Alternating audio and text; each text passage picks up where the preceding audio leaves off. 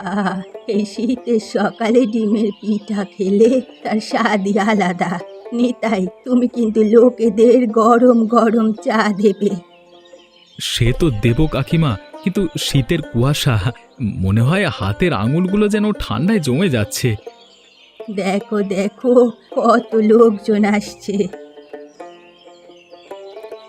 কাকিমা, সত্যি কথা, তোমার পিঠে খেতে মানে খেয়ে খেয়ে লোকে বলে শীত আর কুয়াশা যেন কিছুই নয়। হ্যাঁ, এই মানে সবাই বলে কি এই ঠান্ডার মধ্যে আনন্দ হলো এই কাকিমার এই ডিমের পিঠে।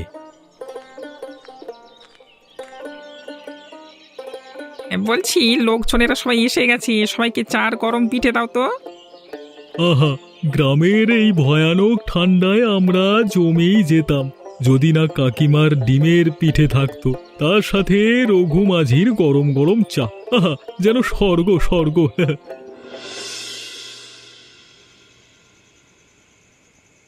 দেখেছো তো, তোমাদের ওই যে কাকিমার দোচালা ঘরটা এরকম একদম নিচে সেই পুরনো পুকুরের রাস্তাটা পড়ছে।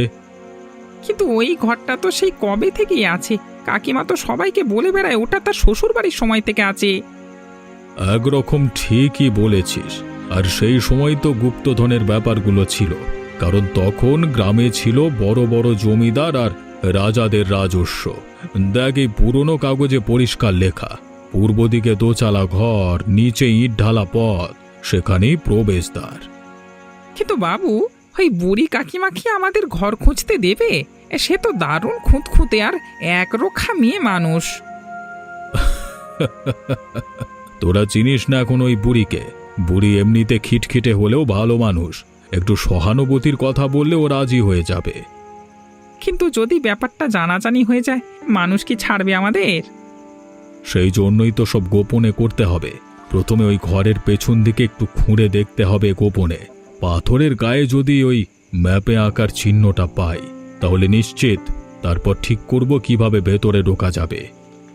তার মানে যেটার কথা গ্রামের লোক বহু বছর ধরে কেবল গুজব বলে উড়িয়ে দিয়েছে, সেই জিনিসের সন্ধান পেতে চলেছি আমরা।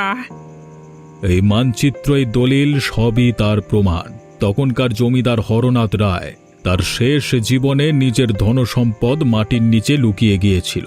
কেউ খুঁজে পায়নি, কারণ প্রবেশদ্বারটা চাপা পড়ে গেছে মাটির নিচে, আর তারপর দোচালা ঘর তৈরি হয়েছে ওপরে। তাহলে কবে শুরু করব? বেশি দেরি করা ঠিক না শুভ কাজে।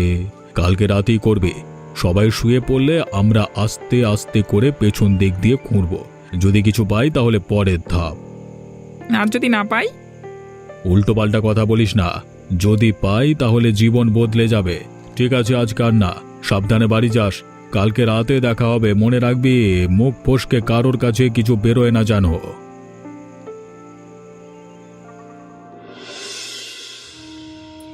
চাকরি নাই, সংসার নাই, কিচ্ছু নেই, শুধু কাকিমার ঘরের বোঝা হয়ে বসে আছি। আর কতকাল এভাবে চলবে কে জানে, আর কিচ্ছু ভালো লাগছে না। চলবে না তো, তাই তো তোকে বলি, নিজেকে বদলাতে শেখ। সংসারের দায়িত্ব তো নিতে হবে। কিছু কাজ না থাকলে অন্তত লোকের ভালো তো করতে পারিস। ভালো করা? ভালো করলেই বুঝি চাকরি পাওয়া যায়? আসলে এই গ্রামেরই দোষ। এই গ্রামে থেকে কোনোদিন কারোর ভালো হয় না।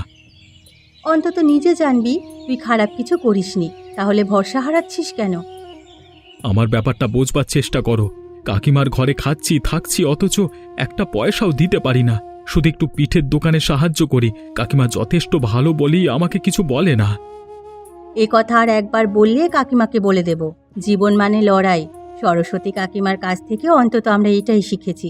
তুই যদি তার ঘরের লোক হয়ে এরকম কথা বলিস, তাহলে আর কি বলবো বল? জানি না চৈতালি, তুই আমার ছেলেবেলার বন্ধু বলি তোকে সব কথা বলি। গ্রামের সবাই ঠিক ভালো না, অন্তত চোখে পড়ে লোকে নানান স্বার্থ নিয়ে ঘোরে। খারাপ লোকেদের নিয়ে তোর কাজ কি? নিজের রাস্তায় থাক, দরকার হলে কাকিমার ডিমের পিঠাকে আরো দূর দূরান্ত পর্যন্ত ছড়িয়ে দে।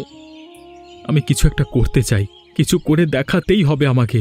ঠিক আছে, এই বুদ্ধিটা ভালো, আমি এটাই চেষ্টা করব। চিন্তা করিস না, আমরা সবাই তোর পাশে আছি।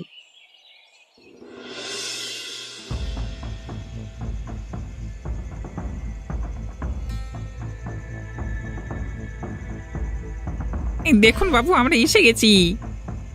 ম্যাপে ঠিক এখানেই একটা চিহ্ন ছিল, ওই বড় পাথরটার গায়ে। কিন্তু আমাদের খুব সাবধানে খোঁজ করতে হবে, কেউ জেনে গেলে ঝামেলা হয়ে যাবে তো। একদম ঠিক বলছিস, আমি সেই ছোট্ট চিহ্নটা এখনো মনে রেখেছি। চল খুঁড়ে দেখি।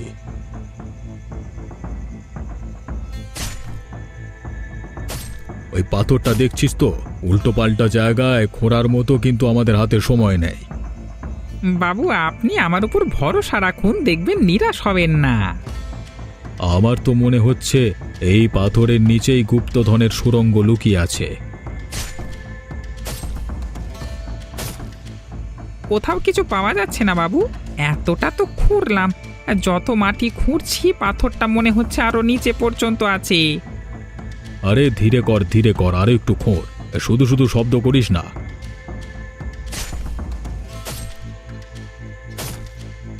বাবু, এটা নিশ্চয়ই পুরনো কোনো দরজা, নিচে নামবার রাস্তা। দেখলি তো, বলেছিলাম। তাহলে ম্যাপে যা লেখা ছিল সব ঠিক। এ বাড়ির নিচে সত্যি গুপ্তধনের পথ লুকিয়ে আছে। ঠিক কথা, আপনি যখন বলছিলেন তখন আমি অতটা বুঝিনি, কিন্তু এখন পুরো পরিষ্কার। এবারে বুড়ির ঘাড় মোচড়ে এই জায়গাটা আদায় করতে হবে। এখন চল।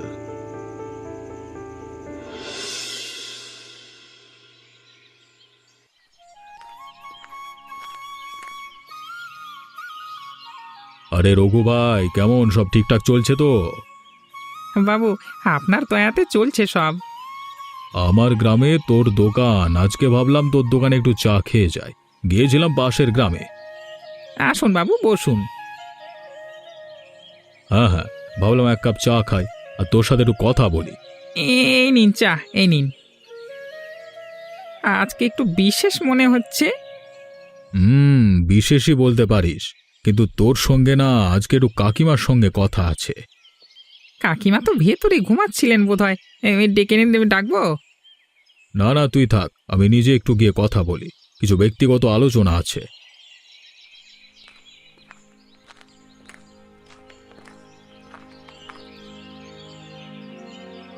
কাকিমা, তুমি তো জানো আমি তোমাদের কতদিনের পরিচিত চেনা। তোমার মতো ভালো মানুষ, ভালো রাঁধুনি আজকাল আর দেখা যায় না। হ্যাঁ, এই বুড়ি মানুষটারে আবার কেউ দেখে না কি রে বাবা? আমার প্রশংসা কেউ করে না, তুমি হঠাৎ কেন করা শুরু করলে হরিপদ? তার একটা কারণ, তোমার ওই মাটির ঘরটা মানে জায়গাটা আমার খুব পছন্দ হয়েছে, শান্ত নিরিবিলি। জায়গাটা কেন রে বাবা? ধরো যদি কেউ তোমাকে বাড়িটা দাম মানে 3 গুণ দিয়ে দেয়, তাহলে তুমি কি রাজি হবে না? ধরো এই বয়সে তোমাকে এত কাজ করতে হচ্ছে, তোমার ভাইপো নিজেও কিছু করে না, তোমাদের সব অভাব দূর হয়ে যাবে এক ঝটকায়। 3 গুণ? আমার এই ভাঙাচোরা বাড়ির এত দাম কে দেবে? আমি দেব কাকিমা, তাও নগদ টাকা একেবারে। আর তুমি চাইলে শহরে ভালো একটা ফ্ল্যাট কিনে আরাম করে থাকতে পারবে বাকি জীবন। তোমার ভাইপো ভালো জায়গায় কাজ করতে পারবে, চাইলে আমি নিজেই ব্যবস্থা করে দেব, তাকে সারা জীবন আর কষ্ট করতে হবে না। কিন্তু হঠাৎ করে এমন মতলব কেন বাবা? মানে এমনি, আমি ভাবলাম আমার মনের কথাটা তোমাকে বলি, তাহলে তুমি অন্তত কিছু মনে করবে না, কারণ তুমি আমাকে খুব স্নেহ করো, সেই খাতিরে এই কথাগুলো বলেছিলাম তোমাকে আর কি। উপকার না প্রলোভন দিচ্ছিস? সত্যি কথা বলতো। আরে না না না না, তুমি ভুল বুঝছো। আমি শুধু বলছি তুমি আমার গ্রামের মানুষ হিসেবে একটু উপকার করতে চাই আর কি। ঠিকই বলেছিস, কিন্তু হুট করে কিছু বলা যায় না রে বাবা। এ বাড়ির সঙ্গে অনেক স্মৃতি জড়িয়ে, এ বাড়ি আমাদের পূর্বপুরুষের বাড়ি তো। নিশ্চয়ই নিশ্চয়ই, আমি বলছি না তুমি এখনই হ্যাঁ বলো। ভাবো, আমি কালকে আবার আসবো। ভাববো, কিন্তু হরি, ঠিক আছে আমি জানাবো।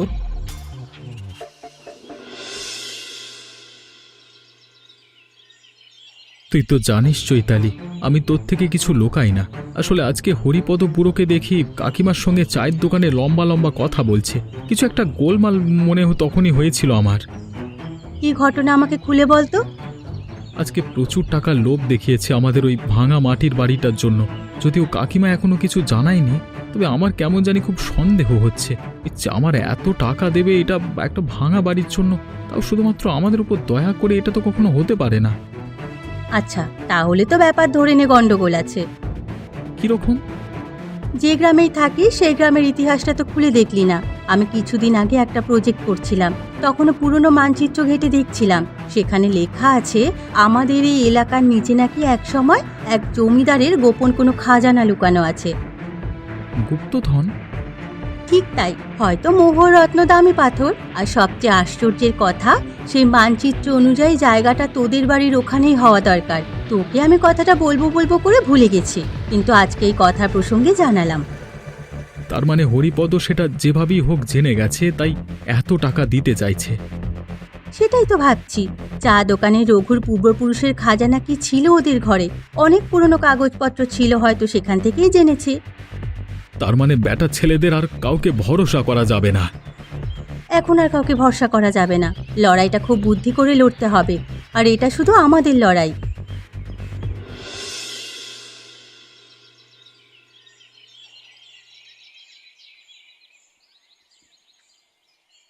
আজকে আবার এলাম, যেমন বলেছিলাম।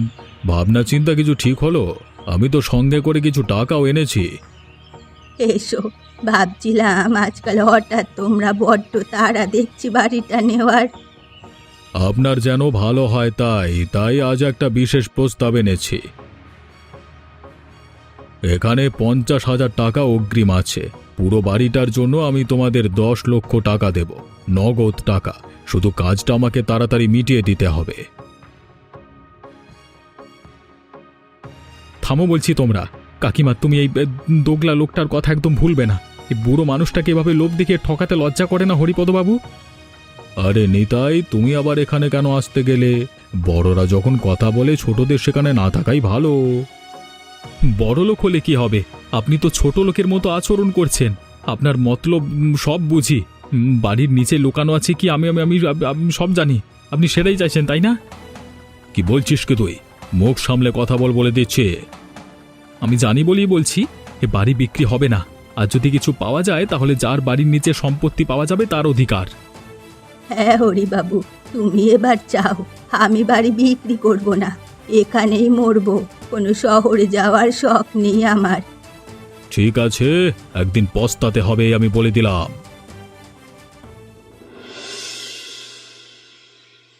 চৈতালি, চৈতালি দাঁড়া ভাই। আমার হাতে সময় নেই, আর এই কম সময়ের মধ্যেই তোকে খুব জরুরি কথা বলতে এসেছি। কি হয়েছে রে বিলু? আজ রাতেই আমার বাবা, মানে তোদের হরিপদ বাবু, সরস্বতী কাকিমাদের বাড়িতে আগুন লাগানোর পরিকল্পনা করছে। কি বলছিস তুই? ঠিক শুনেছিস তো? হ্যাঁ, আমি নিজে শুনেছি। এখন অত দূরে বলতে যাওয়া সম্ভব নয়, তাই তোকে বলে দিলাম। ওই বাড়িটা ওরা বিক্রি করতে চায়নি, তাই আগুন লাগিয়ে খালি করার পরিকল্পনা করছে। ধুৎ, একদম পাগল হয়ে গেছে। আমাকেই কিছু একটা করতে হবে। তোরা সাবধানে থাক, আমি চললাম।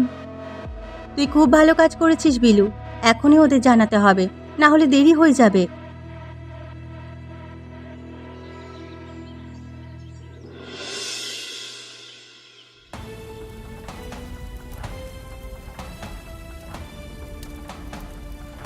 কাকিমা, কাকিমা, কি হয়েছে?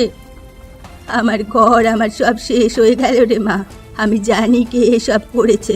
হরিপদ বাবুকে আমরা বাড়ি বেচতে চাইনি, তাই সে ঘরে আগুন লাগিয়ে দিল। আমাকে ওর মেয়ে একটু আগে এসে সবটা বলে গেল, তাই আমি দৌড়াতে দৌড়াতে এসেছি। কিন্তু তার মধ্যে এত বড় একটা ঘটনা ঘটে গেল। আমরা কিছুই বুঝতে পারলাম না। আচমকা আগুন। আমরা হয়তো প্রাণী মরে যেতাম, কিন্তু কোনো রকমে বেঁচে বেরিয়ে আসতে পেরেছি কপাল করে। আমি তোমাকে খুঁজতেই আসছিলাম।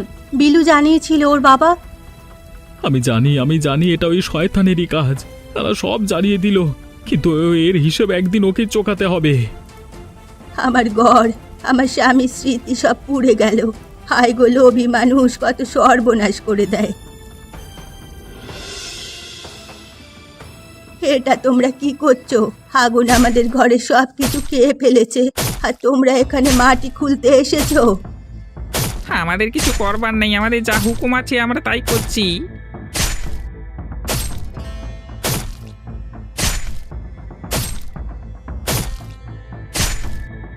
আগে তোমাদের বাড়ি ছিল বলে দেমাগ ছিল, এখন তো আর বাড়ি নেই। আর এমনিতেই নিয়ম অনুযায়ী খালি জমি সব আমার, তাই আমি আমার জায়গায় যা খুশি করতে পারি। কাজটা কিন্তু একদম ভালো হচ্ছে না। আমার ভালো রূপটা তোমরা দেখেছো, খারাপ রূপটা দেখোনি।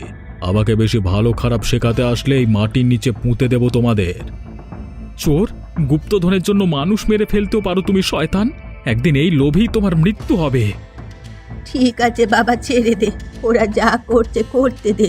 আমাদের সৎ পথে করার মতো অনেক কিছু আছে ঝগড়া করা ছাড়া।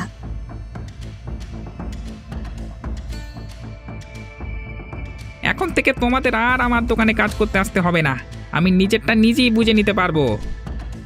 জানতাম শয়তান রঘুর বাচ্চা, তুই ওর সাথেই আছিস। তবে আমি কথা দিচ্ছি এর মূল্য একদিন দিতেই হবে। আর আমিও কথা দিচ্ছি তোকে আমি একদিন দেখে নেব।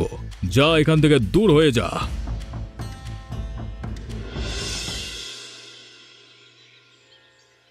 সরস্বতী কাকিমা, তুমি শেষ পর্যন্ত এই ফাঁকা মাঠে কেন পিঠে বানানো শুরু করলে? কি করব, হরিপদ বাবু আমাদের ঘর জ্বালিয়ে দিয়েছে। রঘু কাজ থেকে ছাড়িয়ে দিয়েছে কারণ সে হরিপদ বাবুর দলে। পেট চালানোর জন্য তো এই শীতে কাকিমার ডিমের পিঠা বানাতেই হবে, তাই বানাচ্ছি গো। কিন্তু মন যে আজ বসছে না, বাড়ি ছিল পুড়ে ছাই হয়ে গেল।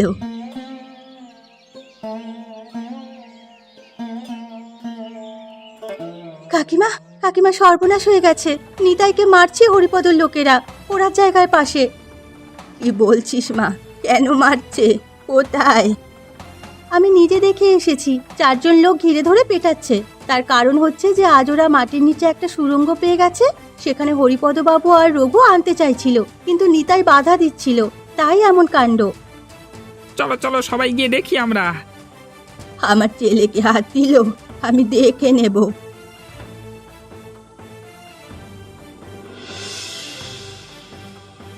ওদের আটকাতে পারলাম না। সবাই নেমে গেছে ওই নিচের সুড়ঙ্গে গুপ্তধন নিতে। আমরা পেলে গ্রামের সবার কাজে লাগাতে পারতাম, কিন্তু এই লোভী শয়তানগুলো পেয়ে নিজেরা সব খেয়ে নেবে। বাবা, ওরে তুই বেঁচে গেছে আমার সব থেকে বড় গুপ্তধন। শেষ পর্যন্ত আমাদের হেরে যেতে হবে এটা ভাবিনি। সোনা সোনা, এখানে সব আছে। 7 রাজার ধন মানিক পেয়েছি আমি। আমিও বড় লোক হয়ে গেছি, এই গ্রামকে এখন আমি পায়ের নিচে রাখবো। এগে এগে কি হচ্ছে? গর্তের মাটি ধসে করছে কেন? বাজাও, আমরা মরে যাচ্ছি, বাজাও। এভাবেই শেষ হতে হবে ভাবিনি। একেই বলে পাপের একেই বলে লোভে পাপ আর পাপে মৃত্যু। পাপ কাউকে ছাড়ে না, যার জিনিস তার কাছেই ফিরে আসে। আমরা আমাদের সৎ পথেই থাকবো, ওরা মরেছে মরুক। এই রঘু তো লোভ করে মরল। ওর দোকানটা এখন থেকে কাকিমা তুমি চালাও, এই ভাবি, যাতে আমরা রোজ সকালে শীতে কাকিমার ডিমের পিঠে খেতে পারি। এই আনন্দে মন ভরে খাবো আমরা। হ্যাঁ, আজ তো ভালো শীত পড়েছে, তোমরা যখনই এমন করে আসো আমাদের মন ভরে যায়। আমি এখন থেকে এই পিঠে শহরে পৌঁছে দেওয়ার জন্য কাজ করব।